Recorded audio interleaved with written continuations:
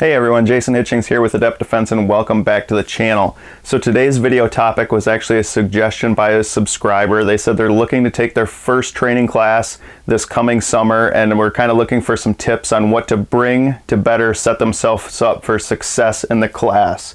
So I thought that was a great video idea. I'm going to walk you through some of the things that I bring to class that might not be on a instructor's gear list under the class description, because if you look at going to any training class on the website for the class description, there should be some sort of gear list requirements and maybe some recommended things that aren't necessarily required but are a good idea to bring. So we're going to kind of go through some of that and kind of some of the stuff that I bring that I find is helpful for all of the training classes that I go to as a student.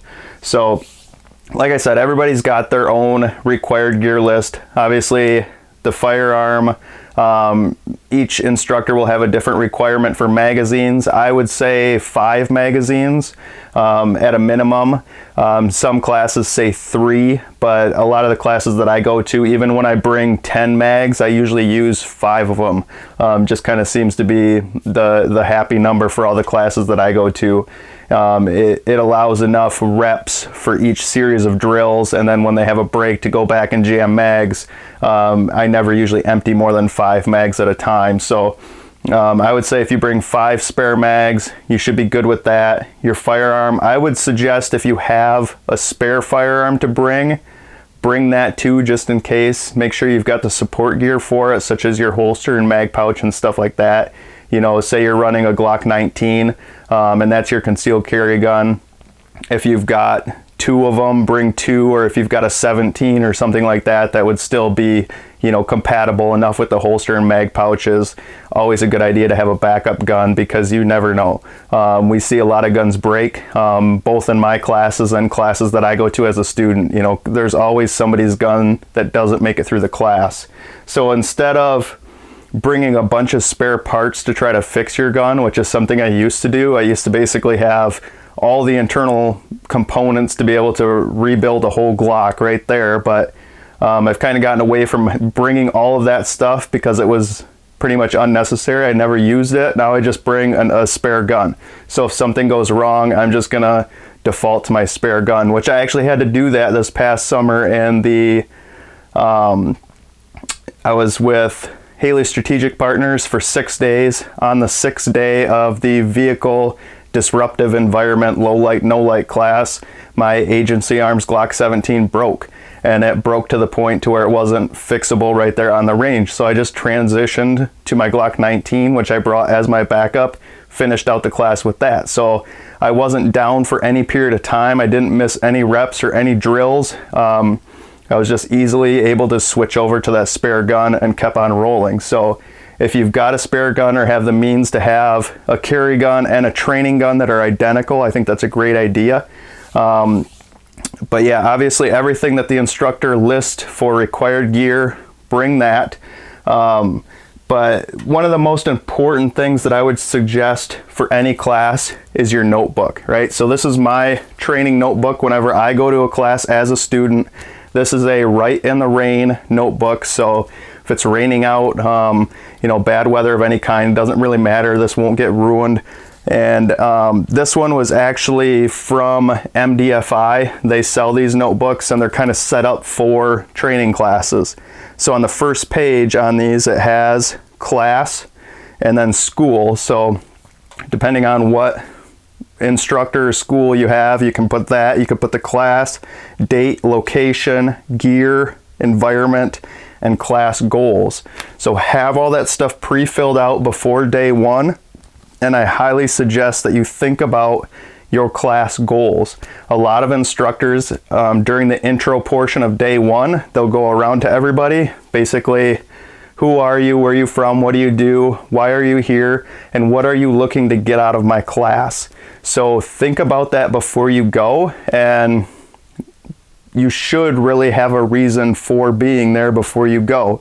Now, if your reason is me and a buddy just wanted a fun day of firearms training and that's basically what we're here for, that's okay. That's your reason. But me, and with all of the classes that I take and kind of all of my training background, every class I go to now, I have a specific reason for being there. So it's something that is very thoroughly thought out before I ever sign up for a class. And each class I have goals basically set out before I even sign up for the class. So kind of think about that, have that mindset of what am I looking to accomplish? What am I there for? And then, you know, ask questions when you are at the class to make sure that you come away with that information. Most all instructors will really appreciate somebody having very specific goals and wanting to take away certain things from their class, and they will do their best to make sure that you achieve that. So a notebook, definitely one of the most important things you can bring to any class. Like for me, this is small enough, it fits in a cargo pocket, so when I'm on the firing line, we can go through some reps, and then when we switch lines, I'm able to pull this out of my pocket, jot down whatever notes I need to. You know, what did we do? What did I need to work on? What did I fail at? What was I good at? Make little bullet point notes, and then if it's a multi-day class, when I go back to the hotel that night, I get out my bigger notebook and write detailed notes.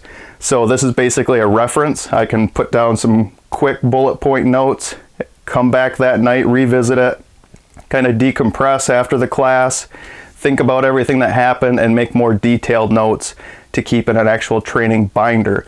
But a small enough notebook that it fits in a cargo pocket or something is an awesome tool to have at class. I think everybody should bring one.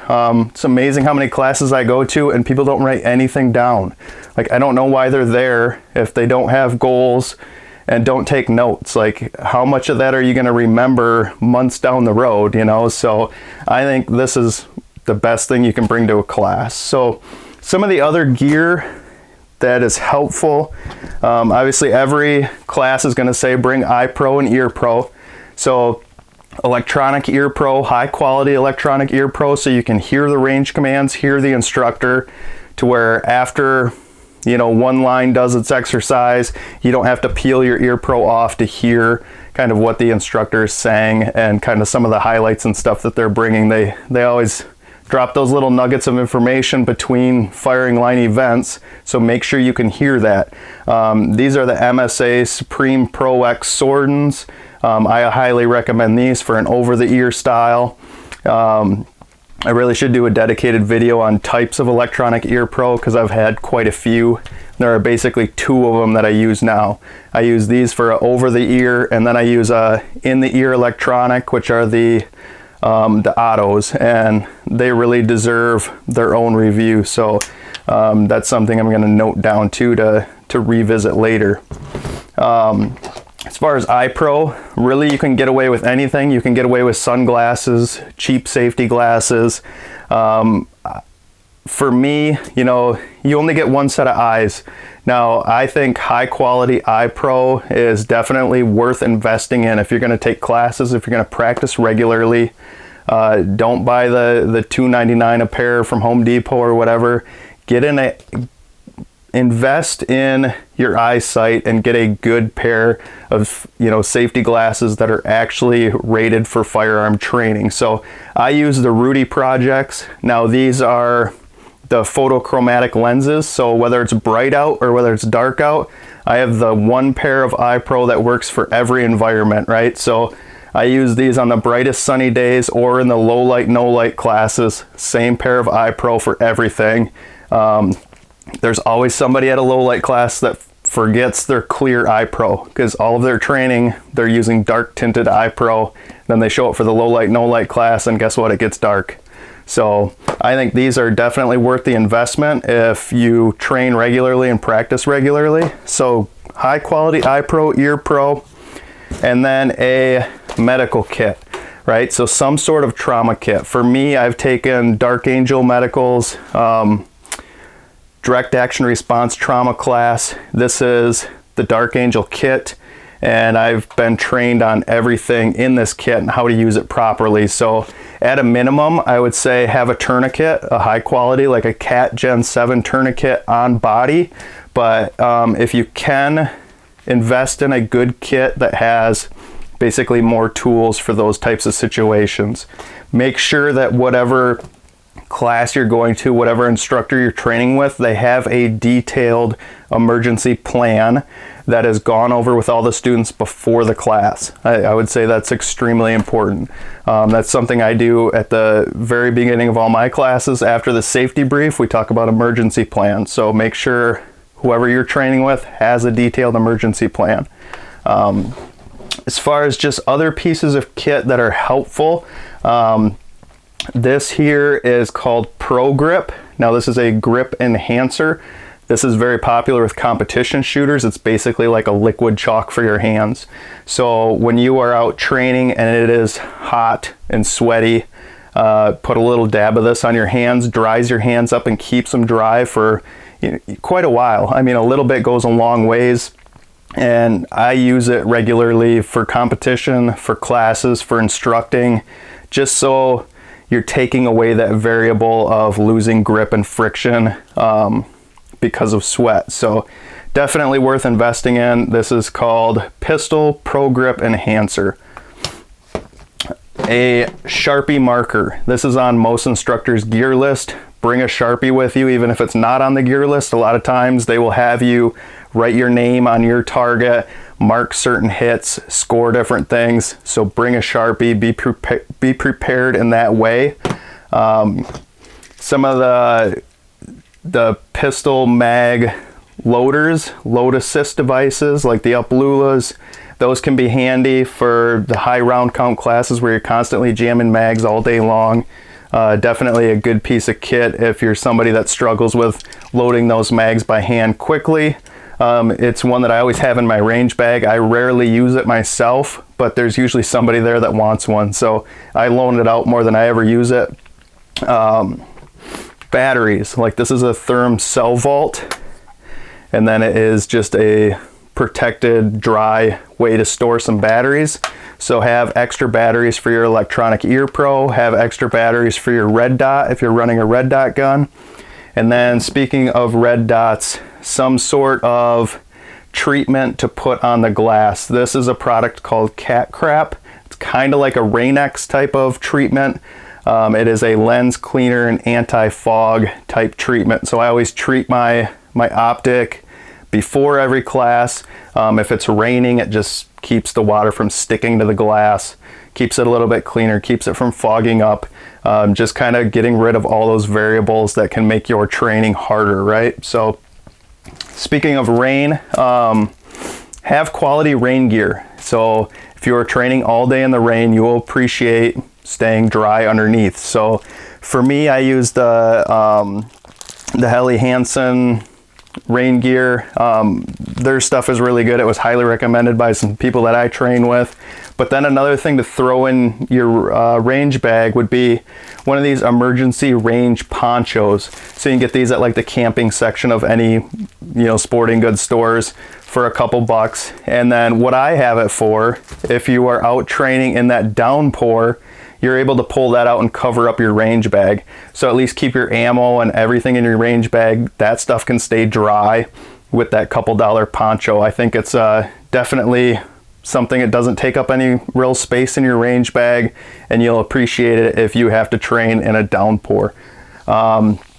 Some classes will put a pop-up canopy on the recommended gear list. It's not usually obviously required, but it is nice. Like if you're at a multi-day class and you have one of those pop-up like 10 by 10 canopies, gives you some shade. So when you're back, taking notes, jamming mags, on break, stuff like that, you can get out of the sun.